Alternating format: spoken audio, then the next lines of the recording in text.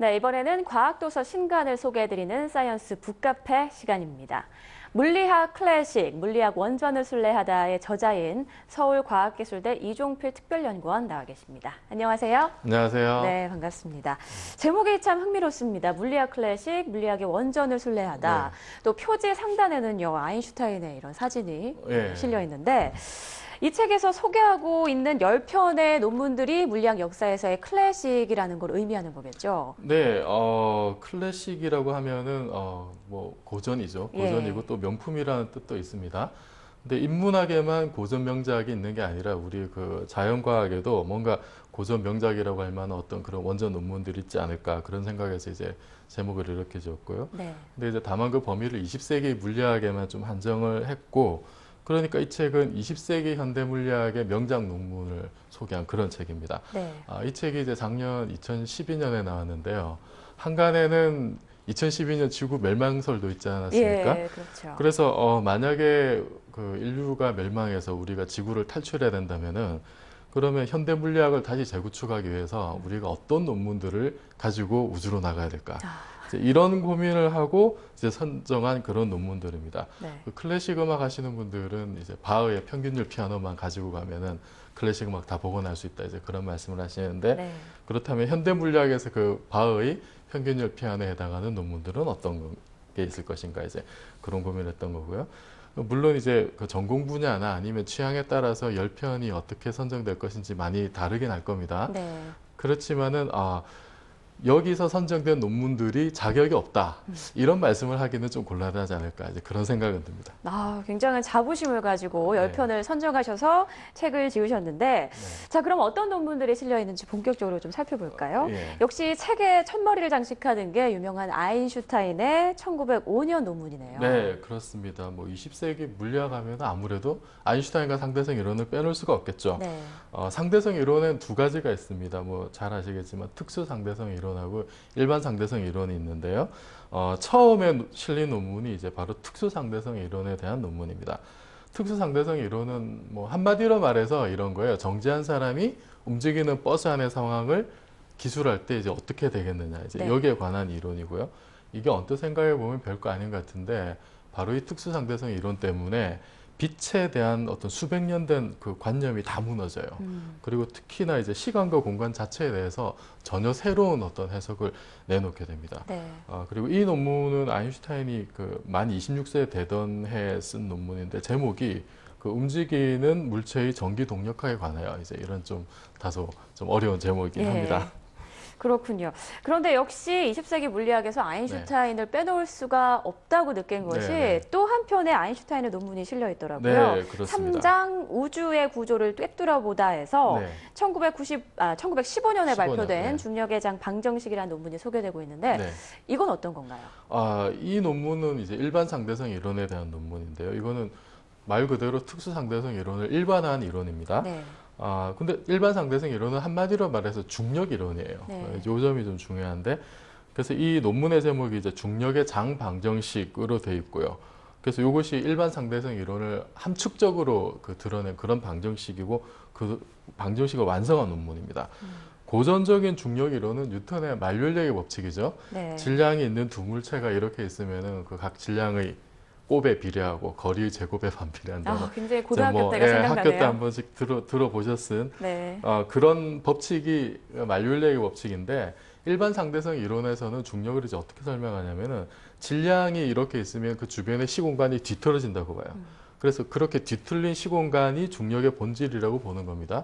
여기서 이제 질량이 어떻게 그러면 시공간을 뒤트느냐, 여기에 대한 방정식이 바로 1915년에 나온 아인슈타인의 장 방정식입니다. 그렇군요. 네. 벌써 이제 세기를 넘어섰는데도 아직까지 아주 위대한 논문으로 아직 100년은 기록되고 안 있습니다. 됐죠. 내후년이 15년이. 예, 그렇죠.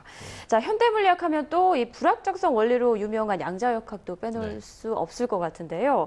이와 관련된 논문들도 이제 소개가 돼 있죠. 예, 우선 양자역학은요, 원자 이하의 미시세계를 설명하는 이론이고요. 상대성 이론은 아인슈타인이 혼자서 뭐 전부 다 만들었습니다. 하지만 네. 양자역학은 20세기 초반에 당대 최고의 물리학자들이 총동원이 돼서 만든 그런 이론인데, 그 중에서 저는 1925년에 하이젠베르크가 쓴 논문이 있어요. 하이젠베르크가 만 24세 되던 해 쓴 논문인데 네. 이 논문으로 하이젠베르크가 32년에 노벨상을 받습니다. 근데 그 수상 이유가 뭐냐면 양자역학을 창조한 공로입니다. 이제 영어로 보면 크리에이션이라는 표현이 들어가 있어요. 네. 이 논문에서 하이젠베르크는 뉴턴 역학을 대체하는 새로운 어떤 역학 체계를 이제 제시하게 됩니다. 양자역학은 상대성 이론과 함께 현대 물리학을 떠받치는 두 개의 커다란 기둥이라고 할 수 있습니다. 네. 이 양자역학이 원자 이하의 세계에 대한 이론이라면 또 그 원자 자체에 대한 연구도 네. 굉장히 활발하게 이루어졌을 것 같은데 네. 그리고 또 20세기 물리학 하면 또 이 원자력 에너지가 가장 먼저 떠오르는 게 사실이거든요. 네, 그렇습니다. 20세기 하면 뭐 누가 뭐래도 원자력의 세계였다고 할 만합니다. 네. 그런데 우리가 원자 자체에 대해서 알게 된 건 그렇게 오래되지 않았어요, 사실. 원래 원자라는 말이 그 아톰이라는 말이 더 이상 쪼개지지 않는 기본 단위라는 뜻이잖아요. 네. 그런데 20세기가 시작되기 직전에 1897년에 원자 안에 있던 전자를 발견하게 됩니다. 그러니까 원자가 이제 쪼개지게 된 셈이죠. 그리고 1911년에 어니스트 러더퍼드라는 과학자가 이제 원자 안에 있는 원자 핵을 발견합니다. 예. 이때부터 사실 핵물리학이 시작됐다고 할 수가 있고요. 그리고 뭐 원자력 발전소라든지 핵무기 이런 게 나온 게 이제 러더퍼드 이후 한 30년 정도 이후에 이제 이런 일들이 벌어지고 그래서 러더퍼드가 원자핵을 발견한 것도 이제 굉장히 중요한 성과라서 이 책에서 소개하고 있습니다. 네. 그 또 좀 전에 말씀하신 게 현대 물리학의 두 기둥이 상대성 이론과 또 양자역학이라고 네. 말씀을 해주셨는데 이 둘 말고도 현대 물리학의 역사에 있어서 괄목할 만한 발전을 이뤘다. 이럴 네. 만한 게 있을까요? 우선 우주론을 빼놓을 수가 없겠죠. 우주론. 예. 그 중에서 가장 중요한 성과를 꼽으라면 아무래도 1929년에 에드윈 허블이 이제 우주가 팽창한다는 것을 발견한 사실인데요. 네. 이것은 뭐 이 책 5장에 팽창하는 우주로 뭐 따로 자세히 소개를 해놨습니다. 스티븐 호킹 같은 경우에는 이 허블의 발견을 가리켜서 20세기의 가장 위대한 발견이라고 또 했는데요.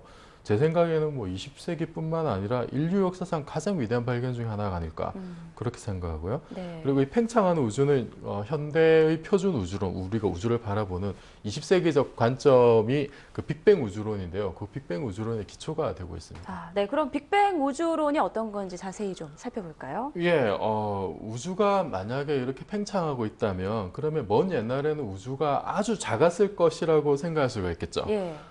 요거를 이제 끝까지 밀고 나가면 우주는 태초에 하나의 점에서 시작을 했을 거다. 이런 결론이 나옵니다. 요것이 빅뱅, 즉 대폭발입니다.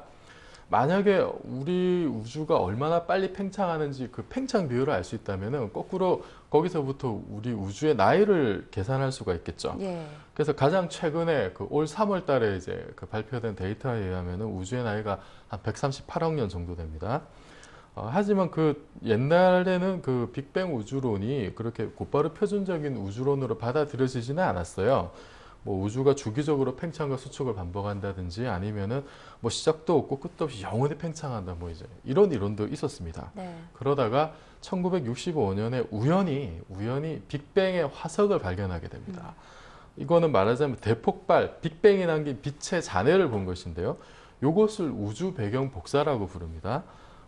이것을 발견한 사람들이 이제 미국 벨 연구소의 펜지어스하고 윌슨이라는 분인데 이 두 분이 그 공로로 이제 나중에 노벨상을 받게 되고요. 네. 사실 처음에는 이 두 분이 자기들이 뭘 발견했는지도 몰랐다 그래요.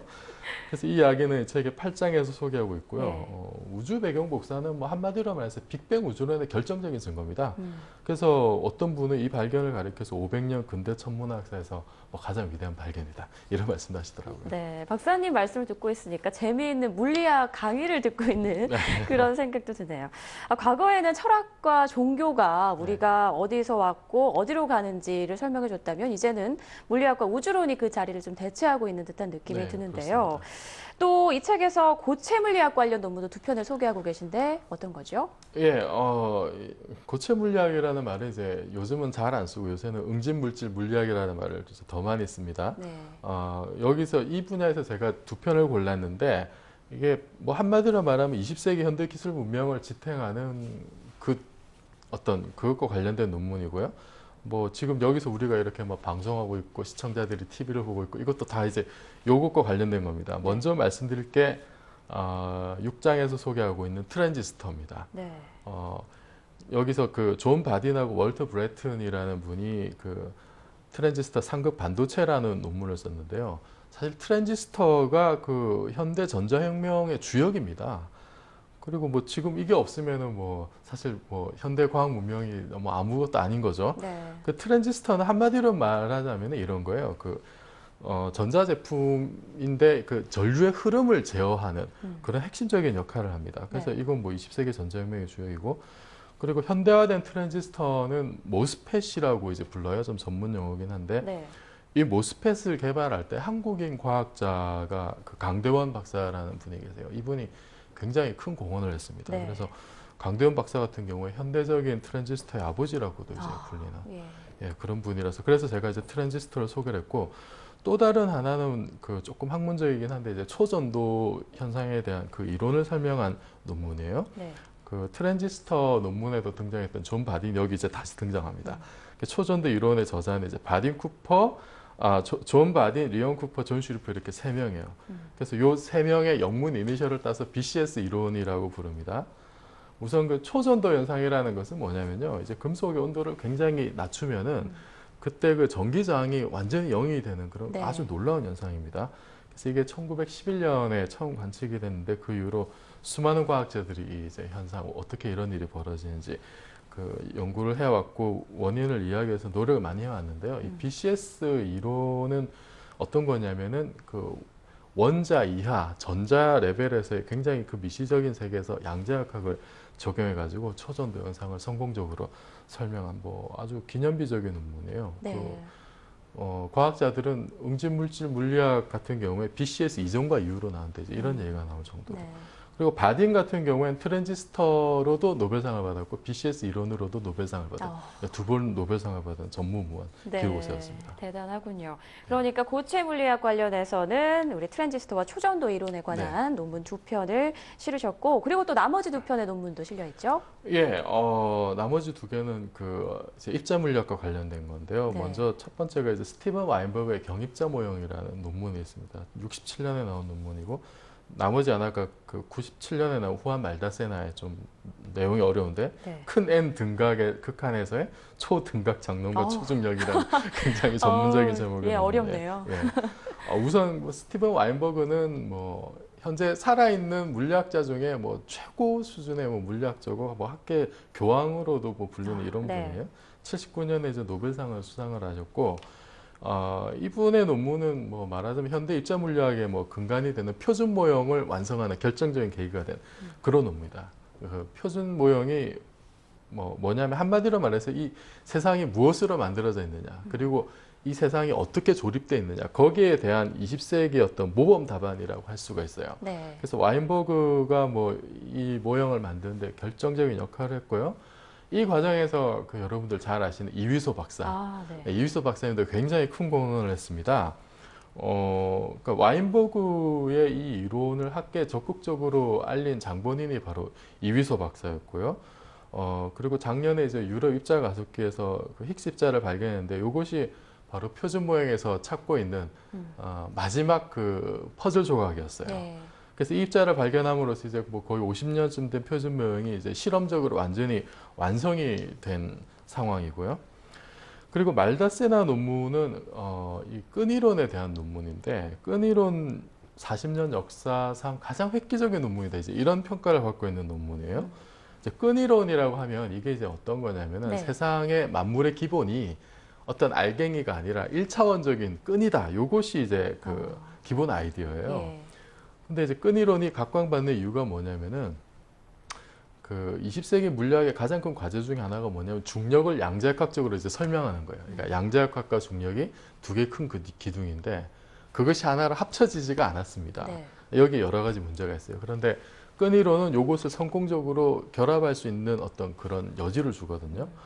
근데 이 말다세나 논문은 그 핵심을 간단하게 말씀드리면은 그 중력 이론이 그것보다 한 차원 낮은 어떤 시공간에서 양자 이론과 같다, 이런 주장을 펴요. 그러니까 말하자면은 여기 이제 3차원 공간이 있는데, 이 3차원 공간에서 중력 이론이 이 3차원 공간을 둘러싸고 있는 표면에서의 2차원 표면에서의 어떤 그 양자 이론하고 같다는 거죠.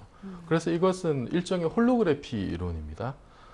흔히 말다세나 추론이라고 이제 부르는데, 아직 이게 뭐 완전히 증명이 되지는 않았지만 대다수 물리학자들은 이거는 뭐 여러 정황상 이 추론이 사실일 거라고 그렇게 믿고 있습니다. 네. 또 20세기 하면 노벨상의 세기라고 할 수 네. 있지 않겠습니까? 마침 또 노벨상이 1901년부터 시작이 네. 되기 시작했는데요. 이 책에 실린 논문들을 쭉 소개를 해주시면서 노벨상을 수상한 그 분들의 얘기도 해주셨는데 이 책에 소개된 논문들이 모두 노벨상을 받았을까요? 모두 받지는 못했고요. 네. 절반인 5개가 받았어요. 네. 일단 이제 못 받은 거를 이제 소개를 해드리면 우선 아인슈타인의 특수상대성 이론, 일반상대성 이론은 노벨상과 거리가 멉니다. 아인슈타인이 노벨상을 받은 거는 이제 광전 효과라는 현상으로 받았는데 이거는 금속에다 빛을 쪼여주면 전자가 튀어나오는 이제 이런 현상으로 아인슈타인이 노벨상을 받았고 네. 그리고 러더퍼드가 쓴 그 원자핵 발견 논문이요. 1911년에 나온 거. 요것도 노벨상을 못 받았어요. 왜 그랬을까요? 글쎄요. 근데 한 가지 흥미로운 건 러더퍼드는 1908년에 노벨 화학상을 이미 받았습니다. 예. 그 방사성 원소에 대한 연구로. 그리고 또 하나 흥미로운 게 그 우주 팽창을 발견한 허블의 경우에 허블이 그러니까 이 업적이 1953년에 굉장히 유력한 후보였어요. 노벨 물리학상에. 네. 근데 허블이 이제 그 9월 28일 날 갑자기 사망합니다. 뇌혈전으로. 근데 당시에는 이게 천문학이 물리학으로 완전히 포섭되기 전이었어요. 그래서 천문학적 업적에 노벨상을 주기가 좀 주저되는 상황이었는데 허블 업적이 워낙 굉장하니까 그해 사실은 주려고 했었는데 네. 일찍 죽는 바람에 노벨상을 받지 못한. 근데 그 이후로는 이제 천문학적으로 훌륭한 성과들이 대해서도 이제 노벨 물리학상을 수여하고 있습니다. 그리고 마지막으로 말다세라 논문은 97년에 나왔는데요. 그러니까 끈이론과 관련된 어떤 성과들은 실험적으로 직접 이제 검증할 수 있는 그런 게 거의 없습니다. 아직은. 그래서 적어도 당분간은 좀 노벨상과는 인연이 없지 않을까 그런 생각이 드네요. 네.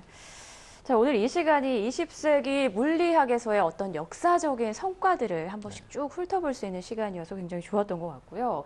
또 이 책을 읽으면 마치 20세기 물리학의 시작에서부터 또 새로운 21세기 물리학의 미래까지 큰 그림을 그릴 수도 있겠다 이런 생각이 드네요. 네, 이 책의 추천사를 써주신 김승환 포스텍 물리학과 교수께서 물리 첫사랑의 아련한 추억을 느낄 수 있을 것이다. 이런 말씀을 하셨더라고요. 네, 어느 정도 이해가 되네요. 네, 박사님 오늘 말씀 고맙습니다. 감사합니다.